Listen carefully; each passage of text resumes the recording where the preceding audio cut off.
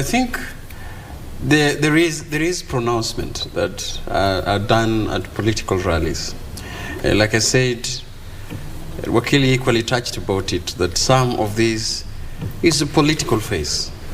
The legal and the judicial cycle, probably the curtain closed on that. Mm-hmm. And hence the opening of a political phase of anything about elections. The end of one elections leads to the beginning of another one period. Right.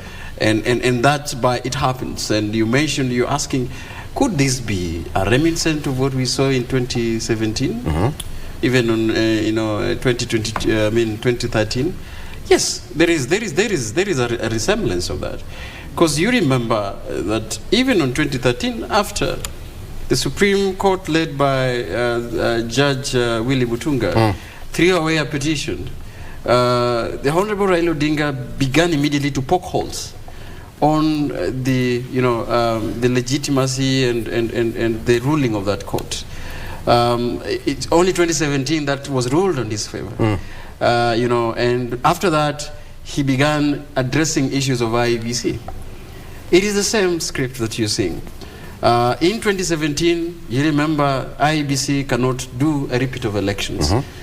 And this was coming from opposition, led by Raila Odinga by that time, before the handshake.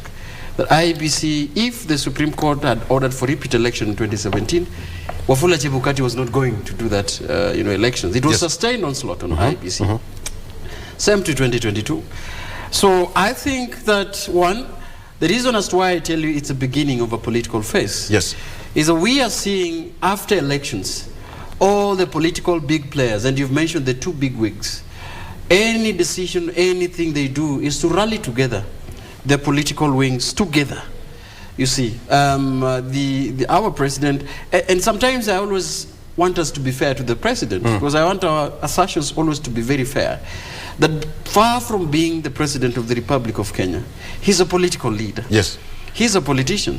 And by ascending to the office, he ascended politically. Mm-hmm. And sustaining that office requires him to be politically wit, to deploy some political wit. So for him is to galvanize his strongholds and to make sure that as much as possible for him to govern, he must have a political goodwill, both at the parliament and all the institutions. Raila Odinga the same. But caution must be thrown again. That like Wakili has mentioned, any pronouncement we make, we must be making sure that we don't mislead the public. Okay.